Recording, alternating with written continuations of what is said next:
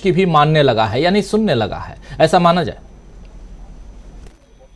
देखिए राजीव जी, वास्तविकता में आपने जो बताया ना, कार्ड छपा है शादी का बीजेपी और बीआरएस का, उसमें यह नहीं समझ में आया कि उसमें ओवैसी जी का नाम कहां पे है। मुझे लगता है कि शायद आरएसवीपी होंगे ओवैसी जी, क्योंकि ओवैसी जी का जो संबंध बीजेपी के साथ है और जिस प्रकार से वो बीजेपी का फायदा कराते हैं, वोटों का पोलराइजेशन करते हैं, हिंदुओं को जिस प्रकार से उनके खिलाफ स्टेटमेंट्स देके मुसलमानों के वोट काटते हैं और हिंदुओं के पोलराइजेशन में मदद करते हैं, तो मुझे लगता है ओवैसी साहब का नाम आरएसवीपी में कार्ड में होना चाहिए। अब बाकी तो जो रणनीतिकार हैं वो जाने। दूसरी, रेवंत रेड्डी ने एक और बात कही है तेलंगाना में।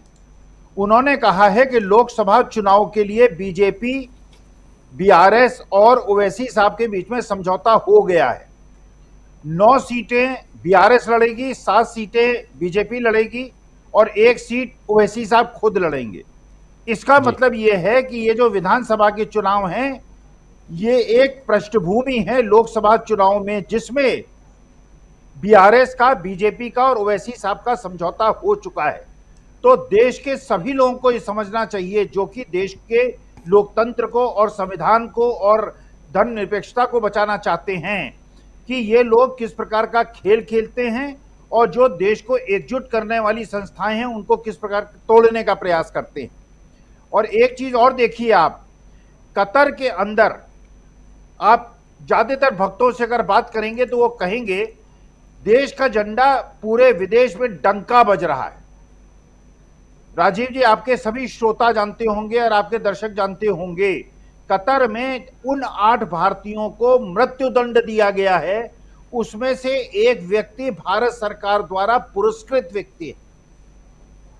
8 भारतीयों को मृत्युदंड की सजा देना, और मेरे माननीय मंत्री जी, जो माननीय प्रधानमंत्री जी जो कहते हैं कि कतर हमारा बहुत अच्छा सहयोगी है, और कतर से केवल अगर ये बात नहीं थे कि ये हिंदुस्तानियों को किस दंड की सजा दी जा रही है और मृत्यु दंड दिया जा रहा है, तो किस प्रकार का डंका पूरे विश्व में बज रहा है।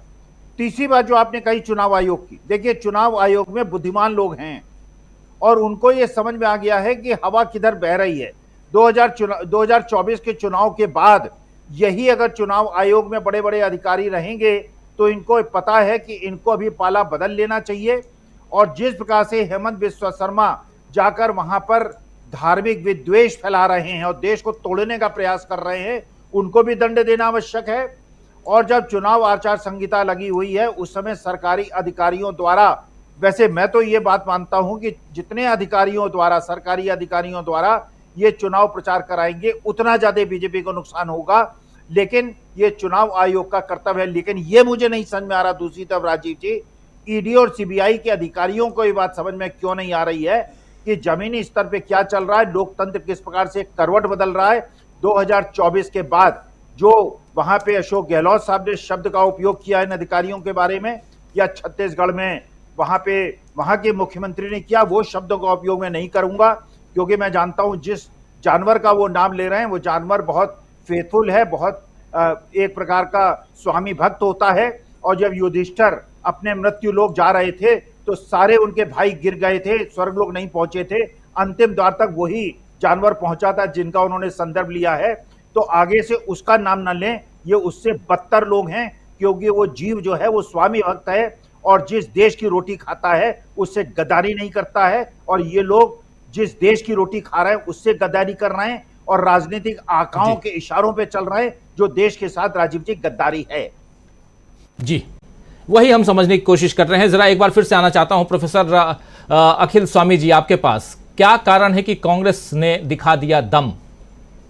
किस बिना पे, किस आधार पे कहें?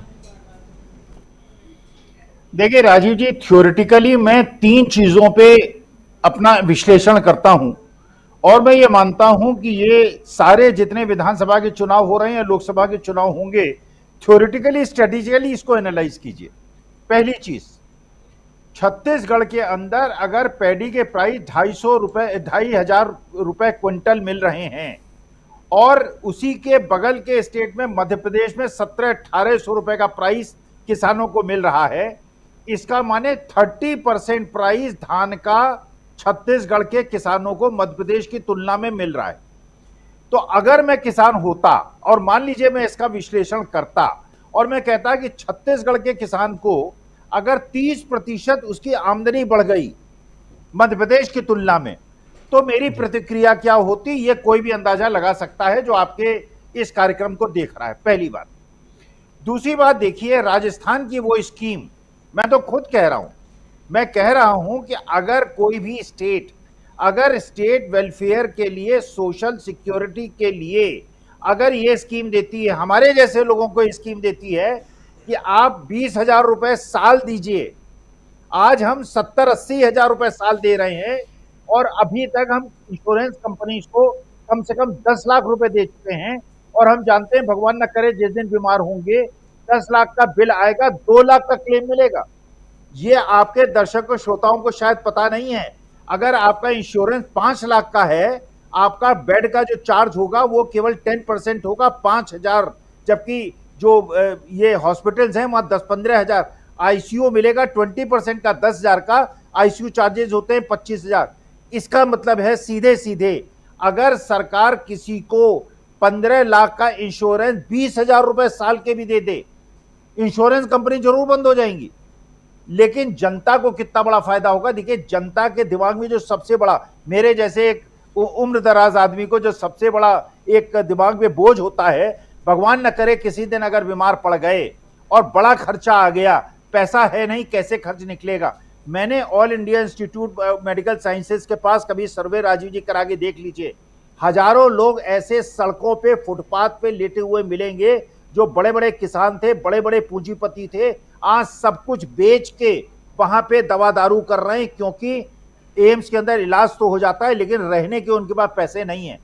तीसरी चीज आप सोचिए, 2 रुपए किलो अगर गोबर का दाम मिलता है और 20 किलो भी रोज बेचा, 1200-1400 रुपए। आप बहन, कौन सी एक स्कीम आपने मध्य प्रदेश में चला दी, इधर उधर की स्कीम चला दी। अगर कोई आदमी जिसके पास 4 गाय भैंस भी हैं और अगर वो 100 रुपए रोज भी कमाता है, 3,000 रुपए महीने होते हैं। कर्नाटका के अंदर अगर बस की ट्रेवल फ्री हो गया, अगर एक औरत जो मेहनत करती है 15,000 रुपए महीने कमाती है, अगर 3,000 रुपए उसका बस ट्रेवल में बच गया, देश की आर्थिक स्थिति में सुधार हो जाएगा।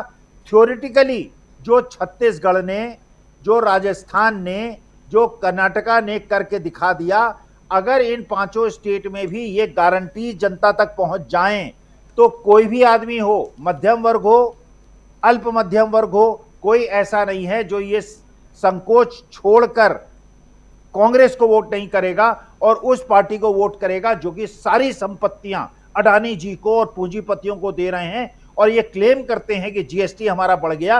अरे, जीएसटी क्लेम करने का मतलब यह है, 1,60,000 करोड़ का अगर जीएसटी क्लेम होता है, इसका माने आप देश की जनता को लूट रहे हैं।